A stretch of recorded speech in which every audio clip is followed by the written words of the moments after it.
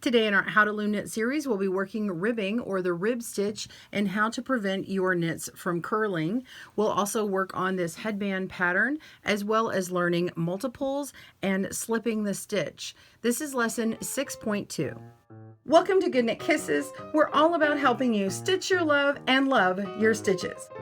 So we're continuing on in our series of learning about rolling and curling in your knits and how to prevent that by working stitch patterns of knits and purls. We did garter stitch and we also did seed. Here's another seed stitch, border surrounding some lace work to give it a nice edge, plus it's not rolling. And then you can also use something called ribbing. Ribbing is a series of knit and purl stitches across a row, and then you go back across that row or round to create these column looks. So the knits go on top of knits, purls go on top of purls, and it creates this nice and stretchy knit that you see here. It's frequently used on a cuff of a sleeve, the end of a sweater or jumper. You can also use it on the brim of a hat, which is extremely popularly used because it stretches, it goes in like this, and then it gets a better fit on the edge of your hat.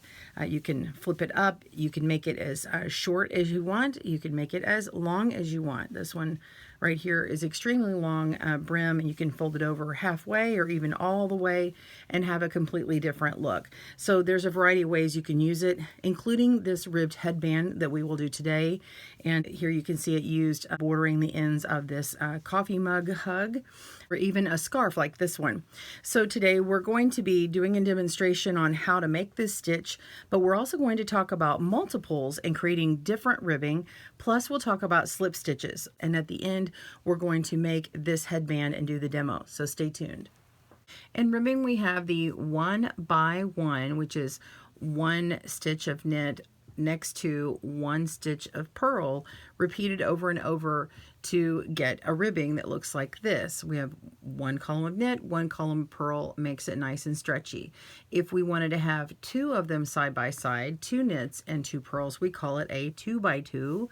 If we want a 3 by 3, it's 3 by 3. So 3 stitches knit and 3 stitches purl and repeated, and that makes a wider looking rib. It also has this really 3D effect. So this one is the most flat because it's just a 1 by 1, and then the biggest one is this 3 by 3. You can also make other combinations. This one right here, it's harder to tell. It looks more like a flat piece, but if you look at it on the edge, it has a little bit of a texture, and if I flip it over on the reverse, you can really see what's happening here. It's actually a 3 by 1, where I have 3 stitches that are knit on one side, and then a purl stitch is worked right in between, and then you can see how it kind of sucks back in this way. So let me stretch it out and you can really see. So it's 3 knit, 1 purl, 3 knit, 1 purl, and repeated. And here it again is again on the back. And you could repeat that by, if you wanted this on the front, you would just purl 3 and then knit 1, purl 3, knit 1 to get this look right here. Okay, so in order to get these things, we do something called a multiple. Here's a little cheat sheet. And this little sheet I made up, and you can see that a 1 by 1 is a multiple of 2. So if you have any even number of stitches, you can do this, whether it's in a circle in the round or it's flat and working back and forth. However, if you want it when you're working back and forth to have a repeated knit stitch on the opposite end, remember if we start with the knit and we end with the purl and we multiply that across, you'll end with the purl. So we need to add that 1 stitch back on the end. So working flat back and forth, we make a multiple of 2 plus 1. So we make sure all these numbers here are a multiple of an even number, plus we add 1. Okay, so then just take these principles and apply them to a 2 by 2. We need a multiple of 4, that's 2 knits and 2 purls is equal to 4, and then we multiply that and make sure that that number is divisible. You can divide that number by 4. And then in order to make it flat, we just need to add 2 more. If it's going to go in the round, it just keeps continuing being repeated, so you don't need those extra 2. So on the 1 by 1 and the 2 by 2, you don't add the plus number, okay? The same thing applies to a 3 by 3. It's a multiple of 6. You have 3 knits plus 3 purls equals 6. And then you can multiply that out, let's say times 4, you could have 24, and you could do this all the way in the round in a loom that's like this, 24. You can use the 24 in the 2x2, and you can use it in the 1x1 as well. But if you're working back and forth in a flat panel, you need to make the adjustment. So in this one, you're going to need +3 because you have that first column right here of the 3 stitches, okay? And then you can just work with other numbers to get the different odd patterns like this one. And that's what we mean by multiple. Quick alert, we're going to talk about the headband in just a moment, but at the end of the video, if you stay tuned, I'm going to give you a swatch homework challenge so you can have these little swatches on hand just like I did. All right, stay tuned for that later. Slip stitch edges are something that you can choose to use or not use in ribbing. I am using it in this pattern, and I want to point it out because we haven't done it in the series yet. The very short version is it makes a nice clean line. It has this really pretty chained edge on it, nice and smooth. If you do this, it has a nice edge, but it's not meant to be sewn up to another panel. If you have to connect two things together, say like a front and back of a sweater, you need more of a special edge or a self edge that you can connect with another one, and it has enough stitches. This one right here has a little bit more nubby texture, and that's when I'm working all of the stitches in pattern. You can see on the other side it's the same. On this sample, let's look on the back and you can see it more clearly. You can see I worked all the stitches on this part of the selvage edge. And then this end over here has the really pretty slip stitch edge, and it's got a nice openness, but it's literally every other row that gets slipped, or at the beginning of each row. So this side gets slipped, and then it comes back, and this side gets slipped. And so you don't have enough to stitch onto when you're putting two panels together. So that's something to keep in mind for future things when you're deciding whether to slip stitch or to not. All right, let's jump in, and we're going to work on this pattern. For ribbed headband pattern and supplies, please click down in the link below. You're going to need a number 4 medium weight yarn. We're using Lion Brand Heartland yarn in color Katmai. And then we are working with a small gauge 3/8 space pegged loom with at least 18 pegs. This is from KB Looms, and it's the baby kit loom, and of course your loom hook, and especially you're going to need a measuring tape for this pattern. I want to keep the video as small as I can and focus on the parts that you really need to know. So please refer to the cast on video to get the cast on, and then do the main stitch. We are not going to cast on in this video. I'm going to show you how to do the ribbing, do the bind off, and then we'll learn how to sew it together. So let's dive right in. You're going to cast on 18 stitches all the way across. I marked the first 2 and the last 2 pegs to help me, and I'll tell you why in a minute when we start doing the ribbing. I wanted to show you what the E-wrap flat looks like. I actually prefer the chain cast on, but this is the E-wrap flat cast on. You're going to knit about 10 rows, which is about an inch. So once you've got about an inch, give or take, it's fine if it's a little more or a little less than that. Then you're going to stop, and then we'll start working on the rib section. It doesn't matter if your yarn is on the left or right, it's the same exact thing. All right, pause your video, go work on that, and I will see you in a moment.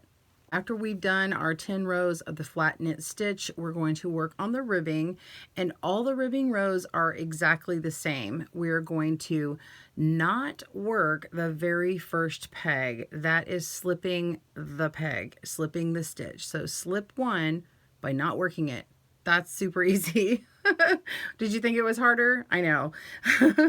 And then we're going to knit the second peg.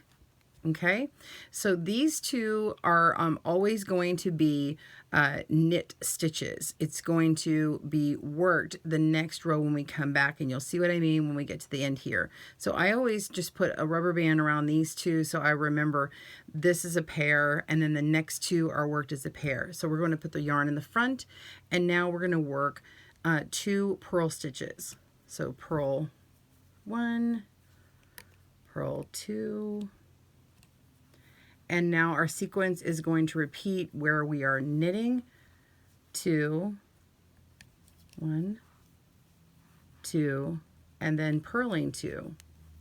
Okay, so purl 2 and knit 2, and you repeat across until you get to the last 2 stitches. And so I've got these last 2 marked. We'll knit these 2 stitches here in a moment, and I'll show you the beginning of the next row. Pause your video, I'll see you there. Okay, I'm finishing my last stitches, and we've got 2 more left, and these are knit. Okay, so you can see the ones that are covered by these bands here, the stitch markers, are knit. And then when you work in the opposite direction, you do the same thing you did before. You're slipping that first stitch by skipping it, and then go to the next one and knitting. And that's all you do. So continue working on those until you can measure your length about 2 or 2.5 inches shorter than the circumference of your head. So you're going to put your measuring tape around your head for the person that's going to have it. Okay, so measure all the way around. And for mine, I get about a 23.5 or 24 inch, depending upon how I kind of position it on my head. And so what I do is I just back off that number by 2 or 2.5 inches. I do about 2.5 inches to be safe and have a nice snug headband. And so I want to knit this until it's 21.5 inches. So of course I'm already to this point. So I want to put the 0 right at the back of my knitting here. And I want to make sure my knitting is, you know, kind of nice and pulled and stretched out, okay? Because we want it at our longest, okay? So once it's like relaxed and it's not like, you don't overstretch it and then it bounces back. You want to measure it when it's like limp in the hand like that. Okay, so we want to measure it, and I would hold this up to where it's nice and flat against here. You can't see what that would be. And so now it's really was at 21, but I'm on my table here, so it looks like 22, but it's about 21.5. And then I know I'm at the correct length. So go ahead and pause your video and knit until that point, and then come back when you're ready to bind off. We're ready to bind off. We're going to work this in pattern binding off. Because we have a slip stitch at the beginning, I'm not worried about knitting that one. So when you've seen me bind off in pattern or just a regular basic bind off, normally I work that first stitch, and I'm not doing that in this case. I'm just going to knit the second one and move the second to the first, work that stitch, and then pick it up, move it to the empty one, and now I'm going to work in sequence. I'm going to purl, move it over, and knit off, move it to the empty one. Okay, so I just did one purl, and then I need to do the second purl, and move it, and knit off, and move it to the empty. And now I need to start the sequence again. We're going to be knitting the next 2, but of course you only do one at a time, and move it, knit it off, move it over, knit, and continue that sequence. So you're going to do that all the way until the very end. Keep going, pause your video, and I will meet you back at that moment. Okay, so I've knit this last stitch, moving it over, and knitting off. And let's knit that one again. And then we're going to pull through. Go ahead and cut a long strand because we're going to sew with that end. And now you don't need your loom anymore. Okay, so I want to clean up this edge a little bit. It's a little long here, and what I do is I just kind of pull on that strand and see where that yarn leads me. And it comes from this stitch. I'm just going to kind of even out my stitches a little bit.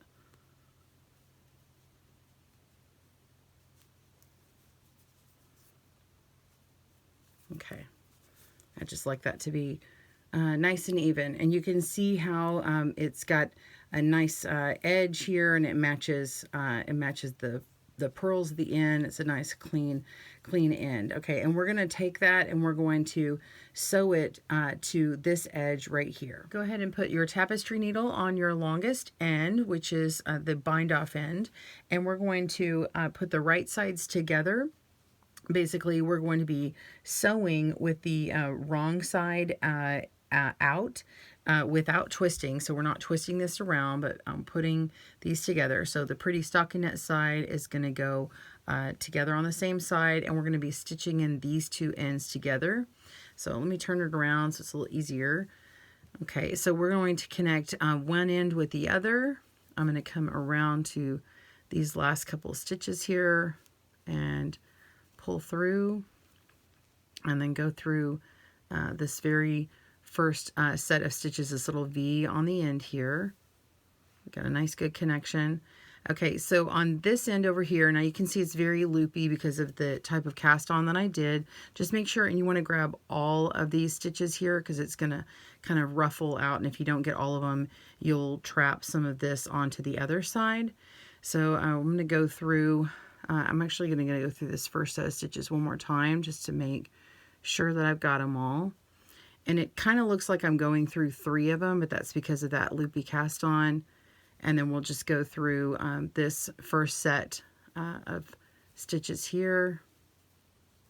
And we're making a whip stitch where this stitch is going right on top. Okay, now I'm going to go through the next pair, and it's really loopy, and you can see that, and come down, and you can see this stitch here, 1, 2, and then I'm going to come underneath this little loop here too, because if we look at the front, if I don't grab it, it's going to be a little loopy. So when I grab that, it's going to be nice and flat. And then we're going to go through that next pair of stitches in the chain, okay, on that bind off, and whip it around and do the same thing. So basically going through those 3 on that end and going through the 2 on this end and pulling the whip stitch around. And if I turn it over, you can see how it's a nice clean edge. So continue going down all the way until the end, and be sure and go underneath where this the slip knot was in the beginning. So I will show you this part here in a moment. So work on that, pause your video, and I'll see you in a moment. Okay, I'm down at the end, and I just want to go through these last several stitches, make sure I get them all, and this last end here. And then I've got where my slip knot was. I'm just going to go through that as well. Go through that spot one more time.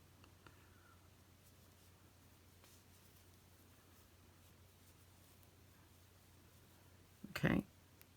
And then I need to weave in my tail. So I'm going to come around until I get to this rib section. And one really nice way to do it and keep it stretchy is just to go along the edge of one of the ribs. And so I'm going to just lead my yarn right in here. And then we're going to whip around each of these stitches. And it works really nicely with my bent tapestry needle. I just kind of wiggle around those stitches there. And pull through, and when I do, it will trap all of them in there. There we go. And then I can just pull it, and it's ready to go, and I can clip my yarn. If I had a little bit more, which I really should have, I can weave it right back down into the other column there. Okay. And then now we need to get this part stitched together. So we're using this other tail to, here, let's flip this over and you can see it. We want to use this tail to weave this part, or sew this part against this part here. So I just wanted you to see what this connection looks like. And so now we're just going to sew this part together. So you're just going to get your tapestry needle back out. Simply just go along the stockinette edge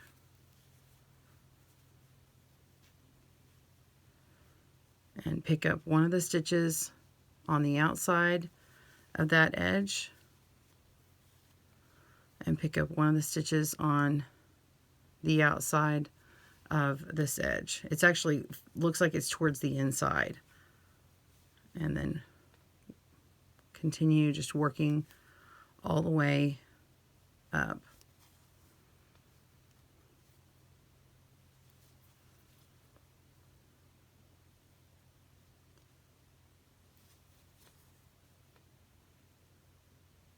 It's not very many stitches.